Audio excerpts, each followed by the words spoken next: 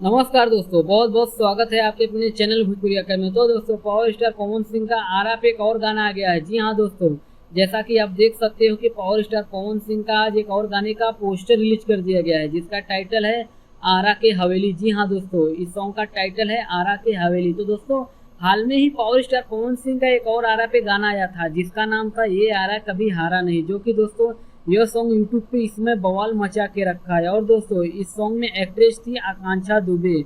और दोस्तों, यह जो नया वाला सॉन्ग आ रहा है पावर स्टार पवन सिंह का, तो दोस्तों इसमें भी एक्ट्रेस आकांक्षा दुबे है और यह सॉन्ग इनका आखिरी वीडियो है। तो चलिए दोस्तों, बात कर लेते हैं पावर स्टार पवन सिंह के नए गाने की, जिसका नाम है आरा के हवेली। तो दोस्तों, इस सॉन्ग को गाए हैं पावर स्टार पवन सिंह और अनुपमा यादव।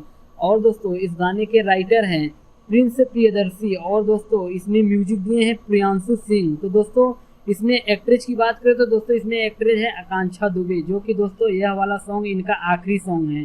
तो दोस्तों, बात कर लेते हैं इस गाने की रिलीज डेट की। तो दोस्तों, यह सॉन्ग पीआरए फिल्म चैनल पे रिलीज किया जाएगा।